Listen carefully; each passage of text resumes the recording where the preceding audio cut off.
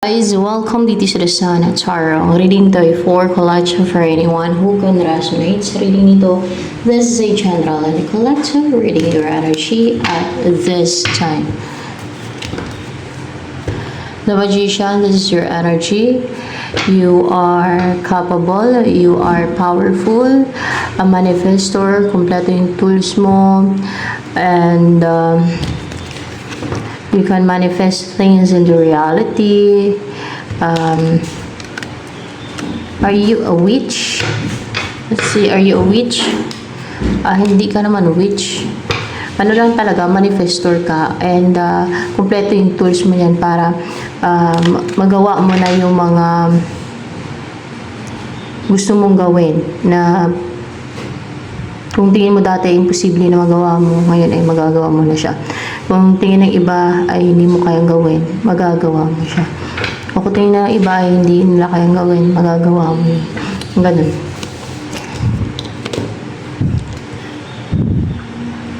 You're active and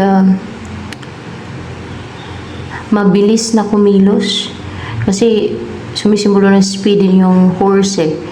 And sumisimbolo din ng success to. Pa-succeed ka.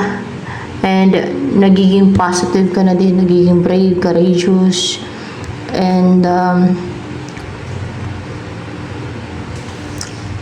you are driven and determined, and buo yung loob mo na i-pursue yung goal mo. Ikaw na ngayon yung driver ng buhay mo. Merong babalik sa'yo.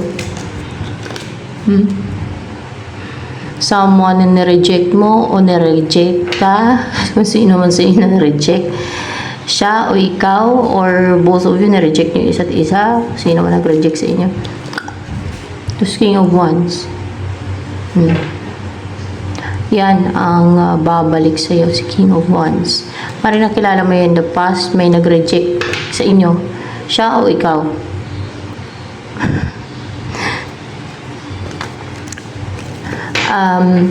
Someone attractive, brave, kasi may ano dito, may lion, no? And positive, optimistic na person, bold and daring, goal-driven, passionate na person. Yun ang babalik. Ano offer niyan sa'yo?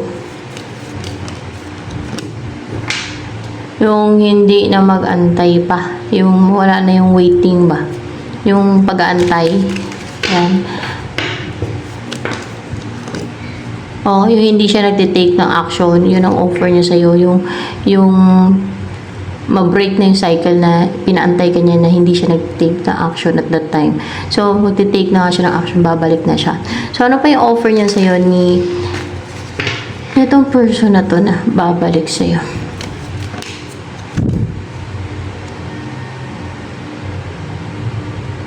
Meron siyang offer. I was with a 10 of Wands here. Upright yung 10 of Wands. Hindi to problema.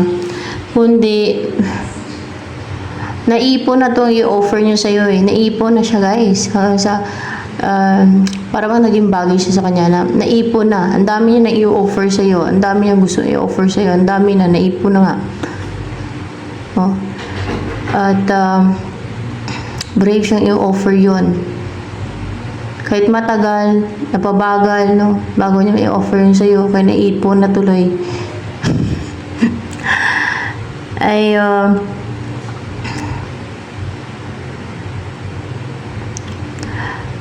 maibibigay niya na sa'yo. Kasi ma-break na yung cycle na pinantay ka niyan eh. Bago siya mag-take na action. The Wheel of the Year.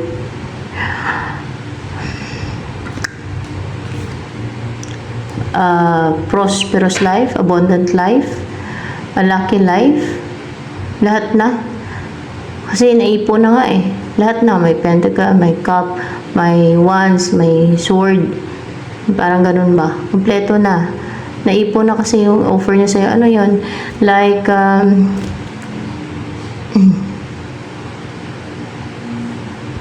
na, ano pati siya yung aako ng responsibility. Yun pati ang i-offer niya sa'yo na siya ang ako ng responsibility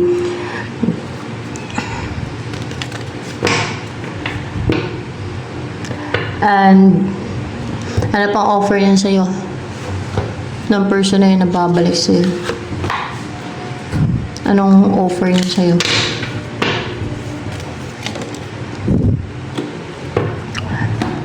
Lady. Yung respetado ka. Yung parang noble, yung maging buhay mo. Noble ka or respected ka. Respetado o respetuhin ka ng mga tao sa paligid mo. Yung ganun ba? And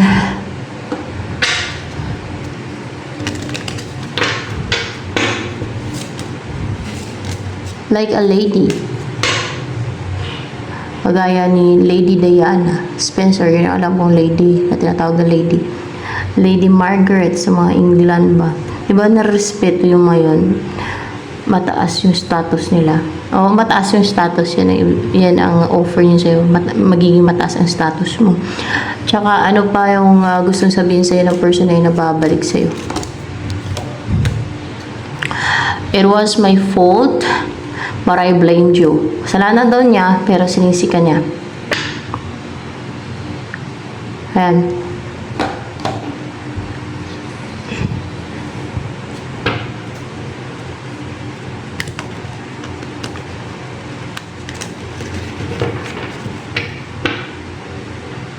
Ano pang energy mo yun?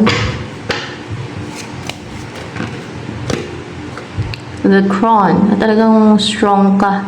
And matibay, no? Rooted, grounded.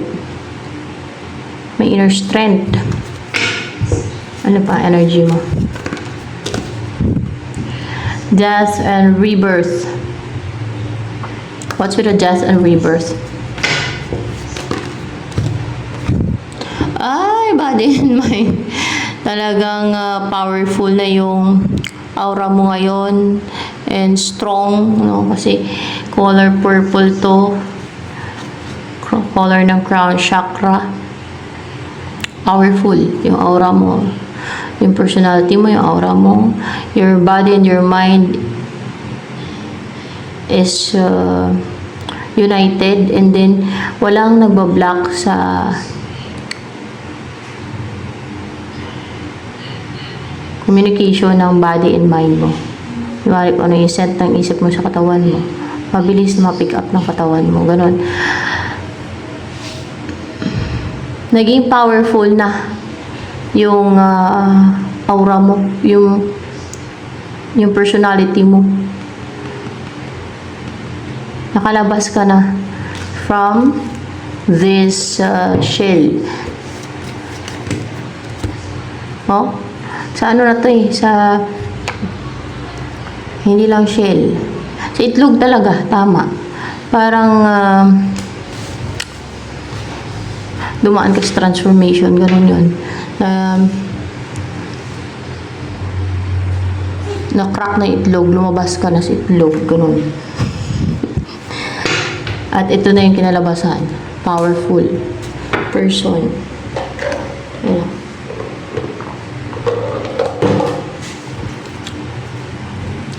And then, ano pa? Offer yun sa'yo. Ano pa? Ano pa yung offer yun sa'yo ng person na babalik sa'yo? Anong klase ng buhay? Tower and snake.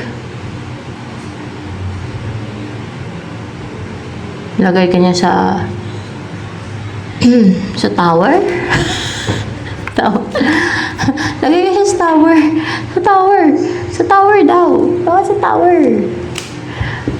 Malaking tower. Malaking tower. O bakit lagay ka niya sa tower? Para protektahan ka from evil forces. Para protektahan ka daw from evil forces. Bakit talaga bang siya ang meant na magprotekta sa iyo? Siya nga. Siya. Kailangan kanya protektahan. Para siyang yung yellow beaver ba na siya mapoprotekta sa iyo sa mga snake na to, sa mga ahas, sa mga ahas. Alam niyo ahas? Hindi siya matabla ng ng kamandag ng ahas. Na immune na. Charot. Parang ano siya, parang yellow beaver na hindi siya matabla ng kamandag ng ahas. Parang ganun ba? Hindi siya matabla ng mga evil powers. Mga ganun. Kasi yung ahas may simbolo ng evil yan eh. So yung kamandag na parang evil powers, demonic powers nila yan. Yan. Ng mga tao man na evil o mga kung anong nilalang na evil. Yan. Yan ang offer niya sa'yo. And then, ano ang next na mangyari? Parang fairy tale. Parang sarap punsin. Ano yung next na mangyari kaya sa inyo nitong person na to? Nagkaroon ng stability sa inyo. Positive. Kasi color yellow. And, magiging masaya kayo. Or possible din marriage.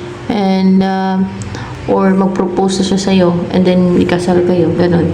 Ano pa? Ang, gusto sabihin sa'yo ng person na yun na nababalik sa'yo. Mahal ka niya, in love siya sa'yo, emotional siya sa'yo, sensitive yung feelings siya sa'yo, pagdating sa'yo. Ano pa, ang gustong sabihin sa'yo, nais iparating sa'yo ng person na yun nababalik sa'yo.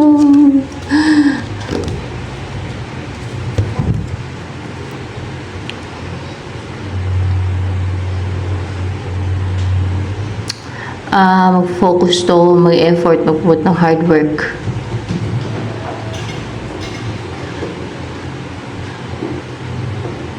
Mag-ano ka daw. Mag-clarification with this 8 of Pentacles and 8 of Swords dito. Dalawa kasi to eh.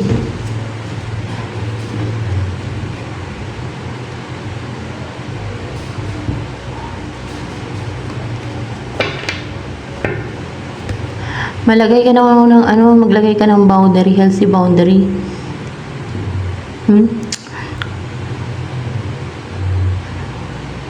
I-cut off mo yung mga gumagawa sa'yo ng mga tuloy-tuloy na parang maglagay ka ng healthy boundary. Yung ganun. I-block mo yung mga pumapasok na energies sa'yo. Pinapasok na energies ng mga atake nitong mga gumagawa ng witchcraft sa'yo.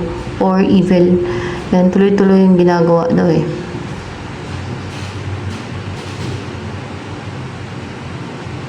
Para papangitin ka, para mawala ka ng attractiveness.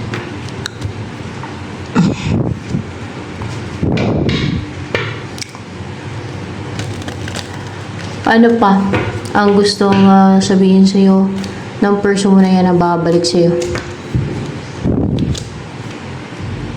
5 of Wands.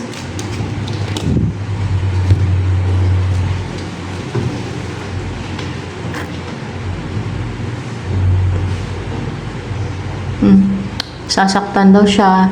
Gusto niya makapagbati sa'yo. May nakaraan ka yan. Ano pa ang gusto niya sabihin sa'yo ng person na yan? Let's see. 7 of Swords. Gusto na 7 of Swords. Nakatakas siya guys. Nakalusot siya. Naisahan niya yung nag-restrict sa kanya. Yung pumipigil sa kanya. Yung maharang sa kanya. At makapag-offer na daw siya ng cup of love sa'yo.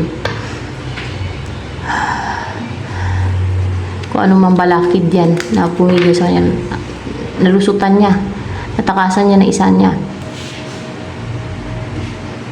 Nagawa niya ng tricks. Naisahan niya. So ano pa? Ang